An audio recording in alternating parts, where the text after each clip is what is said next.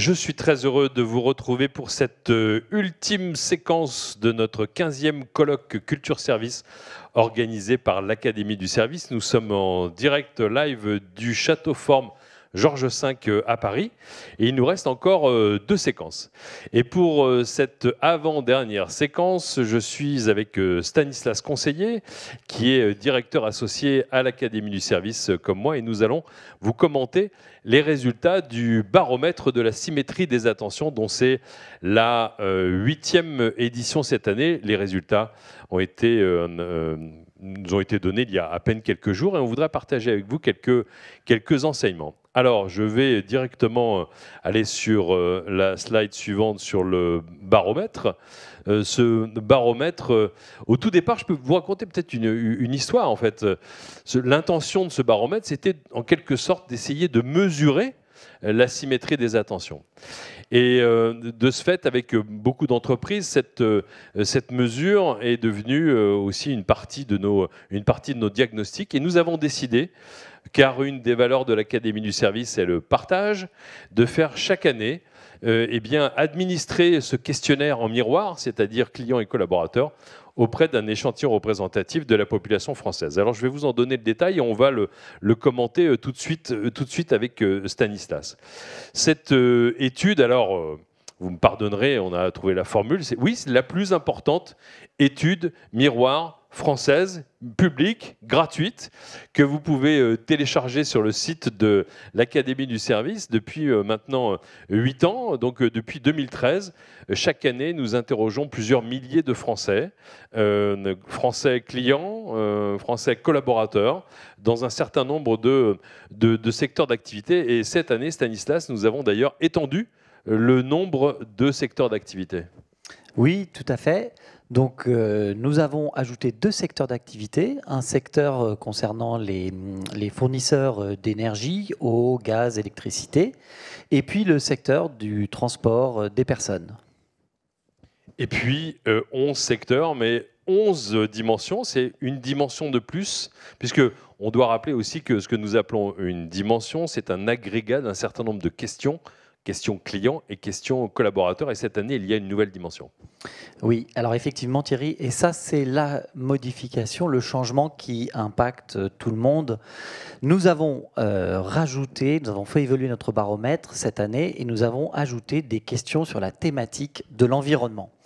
Alors, auparavant, nous posions une question sur l'environnement. Nous demandions aux collaborateurs et aux clients s'ils pensaient que l'entreprise agissait pour la protection de l'environnement. Mais nous sommes allés plus loin et nous avons ajouté d'autres questions qui nous permettent, par exemple, de demander si elle propose des produits et services respectueux de l'environnement ou même si elle encourage le recyclage et l'économie circulaire. Alors pourquoi avoir enrichi la dimension environnement et en avoir fait une dimension à part entière de notre baromètre? Tout simplement parce que c'est un sujet qui nous préoccupe tous et qui va de fait influer sur la perception que vont avoir les collaborateurs et les clients de l'entreprise. Les enquêtes nous montrent, toutes les enquêtes qui sont faites actuellement, nous montrent l'attachement des clients et des collaborateurs à la responsabilité sociale des entreprises. Je voudrais ainsi citer une enquête YouGov qui date de mai dernier et qui nous dit que, dans laquelle, cette enquête, les répondants nous disent que 52% d'entre eux, ceux qui attribuent une bonne responsabilité sociale à l'entreprise, achèteraient plus facilement cette marque. Et ils sont 70% à la recommander. Donc on voit bien, quand on parle de responsabilité sociale, il y a bien entendu le volet social. Et là, on s'intéresse évidemment, nous, à la partie engagement des collaborateurs, satisfaction des clients. Mais il y a aussi l'attention portée à l'environnement, qui est importante et qui va influer sur la perception des uns et des autres. C'est un peu le concept de la symétrie des attentions étendue, un concept qui nous est cher et dont parlait ce matin également Pascal Demurger, le président de la Maif. Oui, on a fait référence à de nombreuses dimensions tout au long de la journée avec nos speakers, cette fameuse symétrie des attentions étendues. On a aussi fait référence à une des dimensions qui est l'harmonie humain-digital, par exemple. Et vous verrez au travers de cette sélection, dans les minutes qui viennent, nous avons sélectionné quelques questions qui sont au sein d'une dimension. Alors, je vais poser mes fiches qui sont réservées pour la suite, pardon, je passe juste ici, et je vais vous révéler notre chiffre favori, notre chiffre fétiche, si je puis dire, c'est le fameux écart de perception. Nous sommes attachés à ce chiffre, pourquoi? Parce qu'en fait, avec le temps, en faisant l'expérimentation auprès d'entreprises de tout secteur, eh bien, nous avons découvert qu'il était extrêmement significatif. De quoi s'agit-il? Eh bien, simplement, dans les 11 secteurs d'activité que nous mesurons, nous posons la question aux clients, quel est votre degré de satisfaction dans vos dernières expériences? Et en miroir, nous posons la question aux collaborateurs, d'après vous, quel est le niveau de satisfaction de vos clients? Et voici les résultats pour cette année. Donc vous ne serez pas surpris de voir que pour les habitués de ce colloque, puisque chaque année, rituellement, depuis 8 ans, ici, dans ce colloque, nous présentons ce résultat. Eh bien, pas de surprise, entre 15 et 20 points d'écart entre la satisfaction des clients et l'estimation qu'en font les collaborateurs. Ce que vous voyez ici à gauche, 52% de satisfaction moyenne sur 11 secteurs qui sont ici représentés. Et sur ces mêmes 11 secteurs d'activité, lorsqu'on interroge un échantillon représentatif de collaborateurs, eh bien, ils nous disent « Oui, eh bien, d'après nous, nos clients sont satisfaits à hauteur de 69%. » Que signifient ces 17 points d'écart? Alors naturellement, et là c'est une des analyses que j'ai appris de Jean-Jacques Gressier quand on en a beaucoup parlé avec certains de nos clients et qu'il a pu lui-même aussi constater lorsqu'il dirigeait de nombreux hôtels dans le groupe Accor il y a quelques années, c'est que, eh bien, à la fin de la journée, pour un collaborateur ou une collaboratrice, après avoir suivi les règles, après avoir suivi toutes les procédures, après avoir appliqué finalement toutes les consignes de son manager, après avoir suivi toutes les indications du modèle relationnel, en se disant j'ai vraiment tout bien fait en fait, j'ai donné le meilleur de moi-même, eh bien cette collaboratrice ou ce collaborateur rentre chez elle ou chez lui en se disant normalement, avec tous les efforts que j'ai pu faire, les clients devraient être satisfaits. Et malheureusement, eh bien, ça dénote, alors c'est tout à fait légitime, cette analyse, c'est légitime, personne, à de très rares exceptions, personne ne rentre à la maison le soir en se disant aujourd'hui j'ai fait que des clients mécontents. Et donc on rentre chez soi le soir avec eh bien, le sentiment du devoir accompli et certainement dans beaucoup d'entreprises qui sont très normées, qui sont guidées par des règles, par des procédures, on se dit qu'en les suivant, normalement, on nous a dit au sein de l'entreprise que le résultat devrait être automatiquement eh bien, la satisfaction des clients. Donc il y a effectivement cet écart de 17 points qui est constant en fait dans beaucoup de secteurs d'activité, même si vous allez voir sur la slide suivante qu'il y a des disparités selon les secteurs bien évidemment. Alors autre point d'interprétation de ce chiffre, c'est que généralement un fort écart de perception entre la satisfaction client et l'estimation qu'en font les collaborateurs dénote souvent une très faible vision, un très faible partage de la voix du client au sein de l'entreprise. C'est-à-dire que les entreprises ne prennent pas soin de partager finalement le ressenti du client. Puisqu'on se borne très souvent à finalement suivre un certain nombre de process et on suit, vous savez, pour celles et ceux qui sont issus du monde de la qualité, ce cercle de la qualité entre la qualité qui est attendue par le client, la qualité qui est voulue par l'entreprise, la qualité qui est produite. On pourrait faire exactement la même chose pour l'expérience. Qualité produite, expérience produite. Donc on se dit, j'ai une espèce de checklist de tout ce que je dois faire pour satisfaire le client.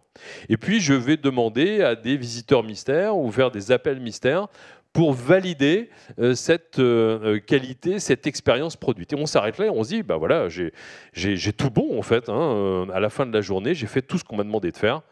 Mais on a oublié le dernier quart de ce fameux cadran, eh bien, c'est l'expérience ressentie par le client. Et c'est là où, dans certaines entreprises, cet écart est important parce que les collaborateurs, les personnes au contact du client et même les personnes les plus éloignées du client au sein des entreprises, eh bien, n'ont pas idée de la perception finale. Finalement, qu'est-ce qu'a vécu ce client à l'issue de cette interaction humaine ou même après quelques interfaces digitales ou même dans tout son parcours client. Voilà pour les quelques explications, en tout cas les pistes de réflexion, et on pourra en discuter avec vous plus longuement. C'est un sujet qui nous passionne. Alors rentrons un peu dans le détail et regardons les secteurs d'activité et le classement 2021 de l'écart de perception de notre baromètre. Presque pour confirmer ce que je viens de vous dire, le plus fort écart de perception se trouve dans le secteur de la banque. Et comme le disait une de nos très chères clientes, encore la banque. Malheureusement, oui, 28 points d'écart, c'est-à-dire que les collaborateurs de la banque estiment que la satisfaction de leurs clients est à hauteur de 80%. Malheureusement, elle n'est que de 52% dans cet échantillon représentatif, bien évidemment.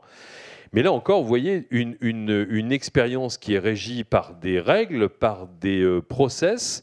Eh bien, les collaborateurs finissent par penser qu'en suivant ces règles et ces process, eh bien, on aboutit automatiquement à une satisfaction du client.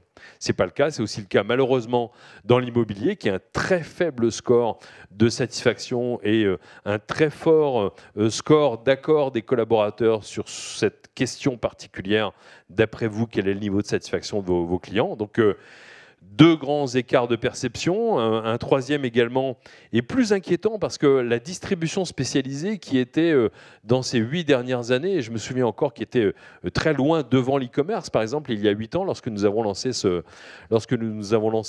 baromètre, aujourd'hui eh bien, perd de plus en plus de points en satisfaction et les collaborateurs semblent eh bien, être de plus en plus déconnectés, enfin en tout cas globalement ici, pour tout ce secteur.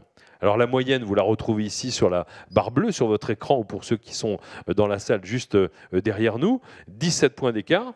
Et puis, un signe des temps peut-être, puisqu'aujourd'hui, vous l'avez compris, une large part a été consacrée aux professionnels de l'assurance. Nous avons eu les témoignages de la Maïf ce matin et son directeur général. Nous avons eu la Massif et son directeur de l'expérience client, qui faisaient part finalement de toutes leurs initiatives pour réconcilier finalement les points de vue des clients et des collaborateurs. Alors, sans crier victoire, vous voyez ce résultat au bas de votre écran et derrière nous, 0 point, c'est-à-dire une satisfaction qui, certes, n'est pas exceptionnelle, mais qui est tout de même dans le top 3 de la satisfaction des clients, c'est-à-dire 59% de clients satisfaits. Et quant aux collaborateurs, ils estiment correctement la satisfaction des clients. Alors, est-ce que, pour en avoir parlé avec quelques professionnels dans les derniers jours qui ont vu ces résultats en avant-première, eh bien, est-ce que c'est l'effet de la crise qui a été traversée, des collaborateurs qui ont été peut-être plus proches. Vous avez entendu de très bonnes pratiques tout au long de cette journée, et même Cofidis a fait part de cette bonne pratique qui consistait pour les collaborateurs à appeler spontanément les clients pendant les périodes de confinement. Comment on peut se rapprocher finalement des clients et puis avoir une meilleure idée de la perception. Voilà pour notre chiffre préféré et ce grand classement annuel sur l'écart de perception. Nous allons passer maintenant à une autre dimension, et sur cette dimension, avec un focus particulier sur une question. Alors, fatalement, dans les innombrables questions de notre baromètre qu'on pose aux clients et aux collaborateurs, il y a cette dimension sur les valeurs, mais il y a une question spécifique à ce sujet et qui illustre parfaitement la thématique de notre journée, en particulier ce matin, mais on en a aussi parlé cet après-midi, ce matin, sur les entreprises à mission, sur la raison d'être. Alors, qu'en est-il dans la réalité et ce fameux écart de perception dans notre étude miroir? Comme vous pouvez le voir, eh bien, il y a 19 points d'écart. C'est le premier chiffre qui pourrait vous marquer ici. À gauche, donc vous voyez le point de vue des clients. Est-ce que vos interlocuteurs, est-ce que les entreprises avec lesquelles vous êtes en contact, est-ce qu'elles s'appuient sur des valeurs fortes pour agir? La réponse est plutôt non, en fait, en grande majorité. Seulement 35% des clients sentent qu'il y a des valeurs, finalement, des croyances. Et là, on parle d'une expérience au quotidien, de petits gestes du quotidien. Est-ce que, finalement, ils agissent pour moi au nom de quelque chose? Et à vrai dire, les clients ne le ressentent pas. Et lors de tous nos débats de la journée, vous avez peut-être remarqué qu'il y avait de nombreuses questions de la salle et des personnes qui nous suivent en ligne qui étaient adressées aux dirigeants d'entreprises qui sont venus ici. C'était finalement comment est-ce qu'on fait pour faire ce dernier kilomètre, si je puis dire. Comment faire pour le faire concrètement ressentir aux clients. Alors, là encore, vous le voyez, c'est peut-être pas une surprise, c'est l'assurance qui obtient le meilleur score. Alors, le meilleur, entre guillemets, puisque ce n'est que 43% de taux d'accord. Hein. Le secteur de l'assurance obtient donc 43% de taux d'accord à la question posée au client. Il s'appuie sur des valeurs fortes pour agir. Vous avez vu que nos speakers venant de ce secteur partageaient avec vous des valeurs fortes pour agir justement, et les clients semblent le ressentir un petit peu plus que dans tous les secteurs. De l'autre côté, alors peut-être que l'énergie, qui est à 73%, avec des collaborateurs qui pensent effectivement qu'ils s'appuient sur des valeurs fortes pour agir, c'est évidemment un secteur qui est très impacté par l'environnement, et ça va être une très bonne transition pour passer la parole à Stanislas, qui va vous parler d'une autre dimension, d'une nouvelle dimension, qui est celle du respect de l'environnement. La parole est à toi, Stanislas, pour la suite et ce dont tu nous as déjà parlé un petit peu en introduction, mais là, on va regarder les résultats.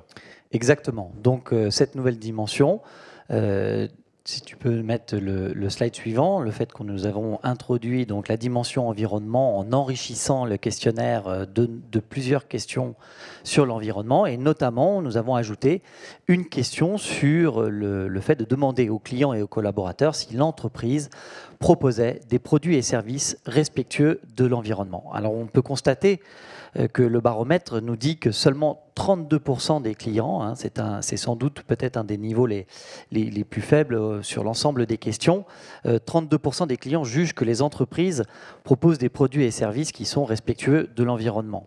Ils sont un peu plus chez les collaborateurs, ils sont à 46%, donc à indiquer que, à leur sens, dans leur sens, les produits et services de leur entreprise sont respectueux. On voit d'ailleurs, quand on regarde les différents secteurs, que le secteur de la restauration est finalement celui qui est jugé fournissant par les clients les produits les plus respectueux de l'environnement. Donc on a sans doute un effet lié à encourager la consommation locale, à travailler sur les produits bio. Donc ça ressort clairement comme étant le secteur le plus fort. À l'inverse, la téléphonie, et on sait qu'il y a eu énormément de communication récemment, c'est le cas de le dire pour la téléphonie, mais nous rappelant qu'effectivement le fait d'utiliser des mails,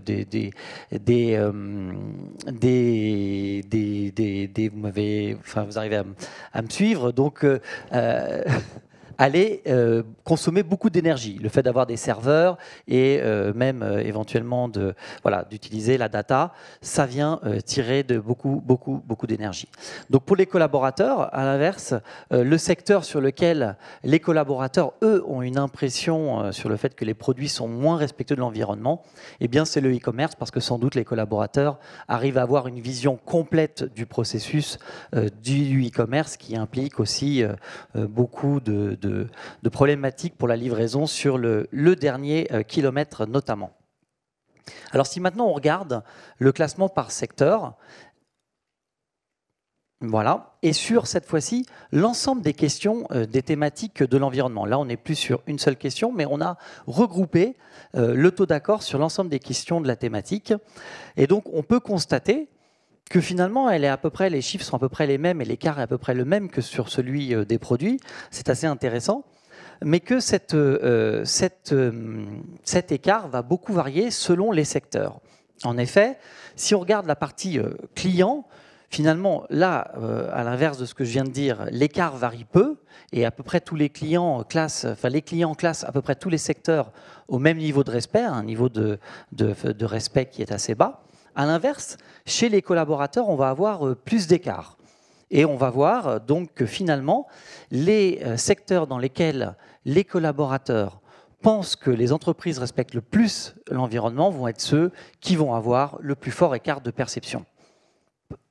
De façon peu étonnante, on retrouve l'énergie en tête de ce classement par écart, et puis on va retrouver la distribution spécialisée, on en a parlé tout à l'heure, et même l'automobile. Alors ce qu'on peut dire par rapport à ça, c'est que la perception finalement du fait que les collaborateurs ont l'impression que leurs entreprises font des efforts pour respecter l'environnement et que cette perception n'est pas partagée par les clients, on peut se dire que finalement, les collaborateurs ressentent ces efforts et quelque part vont donner un avis plutôt favorable. À l'inverse, les clients ne le perçoivent pas et ça peut être expliqué pour deux raisons.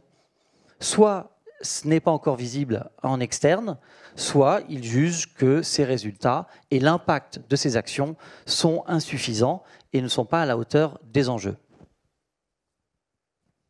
Alors Thierry, je voudrais en profiter, puisqu'on est vraiment sur une problématique de perception et de mise en avant des actions, et je pense que la problématique de l'environnement et cet écart entre les collaborateurs et les clients est assez enrichissante de ce point de vue-là.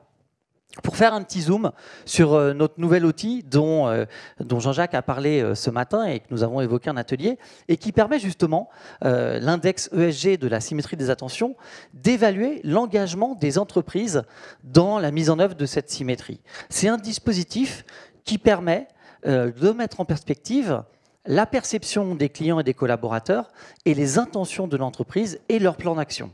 C'est une démarche qui donc pourrait permettre et permet à une entreprise de réduire les écarts, soit en améliorant ses plans d'action, soit en améliorant la communication sur les impacts réels des actions. Car bien sûr, il ne s'agit pas ici de faire du greenwashing, mais de s'intéresser à l'impact réel des actions des entreprises. On peut rappeler ce que signifie l'acronyme ESG? Bien sûr, donc on est sur la partie environnement, social et gouvernance. Donc nous, notre indicateur s'intéresse plus particulièrement au volet social, même si on regarde la perception et les actions sur le domaine de l'environnement, car au final, ce qu'on vient évaluer, c'est la satisfaction client et l'engagement collaborateur. Merci pour cette présentation. Vous l'avez compris, c'est une progression entre le baromètre, c'est-à-dire ce que nous faisons chaque année auprès d'un échantillon représentatif de la population française. Mon baromètre, c'est ce qu'on peut faire pour vous, hein, pour organisation et entreprise, et vous proposer cette vue en miroir. Et puis, cette cerise sur le gâteau cette année, mais bien plus que ça, puisque c'est une véritable transformation. Elle a trouvé un très bon écho aujourd'hui auprès de tous les speakers de la journée, ce nouvel index. Et puis, bien sûr, encore là dans la salle devant nous, d'ailleurs, le représentant de Cofidis qui a reçu le label, donc équipe heureuse et client heureux. Pour terminer cette séquence, une autre dimension, et je vais faire référence à la traduction anglaise de la symétrie des attentions. La symétrie des attentions, alors on a beaucoup réfléchi à ça, vous savez que c'est un terme qui est vieux de 20 ans, qui est né au sein du groupe Accor, qui a conduit, qui est notre conviction, qui a forgé notre méthodologie, et la traduction anglaise est « consideration symmetry ». Et donc, on parle bien de considération. C'est une des 11 dimensions de notre baromètre et de notre mesure. Et regardons, et c'est une bonne introduction pour la séquence suivante, vous l'avez compris peut-être ou deviné, regardons le résultat de la considération en symétrie. 18 points d'écart à nouveau, c'est un des plus forts écarts des résultats de ce baromètre 2021. 18 points d'écart. 42% des clients sont d'accord avec la proposition, ils font preuve de considération à mon égard. Et quant aux collaborateurs qui pensent en moyenne à hauteur de 60%, oui, nous faisons preuve de considération à l'égard des clients. Et vous voyez la banque qui dit, mais bien sûr, à 75%, donc 3/4 des collaborateurs qui sont d'accord avec cette affirmation. Bien sûr que nous faisons preuve de considération à l'égard de nos clients. Les clients ne pensent pas du tout la même chose. Quant à la téléphonie, eh bien peut-être que les collaborateurs, on vient d'y faire référence, hein, c'est un marché très bataillé, bien évidemment. Peut-être que les collaborateurs se disent on pourrait en faire davantage, ou en tout cas on a été malmenés, ou nous sommes sur un marché extrêmement bataillé. Ils ne sont que 49%, à peine la moitié, donc à être d'accord avec la proposition. Nous faisons preuve de considération à l'égard des clients. Et donc vous le voyez, et à nouveau une alerte, parce que je sais qu'il y a des représentants de ce secteur dans la salle. La distribution spécialisée, 37%, donc un client sur 3 qui est d'accord avec la proposition. Ils font preuve de considération à mon égard. Et trop souvent, dans les 2 dernières années, beaucoup d'entreprises se sont dit, finalement, la considération, c'est peut-être proposer du gel hydroalcoolique, mettre un masque, respecter les gestes barrières, mais malheureusement, ça ne suffit pas. La considération va bien au-delà. Et c'est le moment pour moi de vous dire que dans ces quelques dimensions que nous avons présentées ici, vous les retrouverez toutes sur le site de l'Académie du service, secteur par secteur, hein. Nous publierons quelques résultats par secteur et ensuite nous serons heureux de vous les présenter complètement, bien évidemment. Et puis peut-être que vous aurez la chance de prendre le train de Lille à Paris ou quel que soit le siège de votre entreprise pour venir rechercher ce fameux sésame et ce label équipe heureuse, client heureux. Ça a été le cas de l'équipe de Cofidis qui nous a rejoint aujourd'hui pour venir chercher pour la deuxième fois ce label. C'est plutôt unique puisque c'est une entreprise qui est récompensée parmi d'autres qui ont essayé de l'avoir. Ça reste toujours extrêmement ambitieux. Merci à toi, Stanislas, d'être venu présenter cette dimension qui tient très très à cœur. Et je vous donne rendez-vous à très bientôt pour en parler davantage. Et nous allons passer à la séquence suivante. Merci, Stanislas.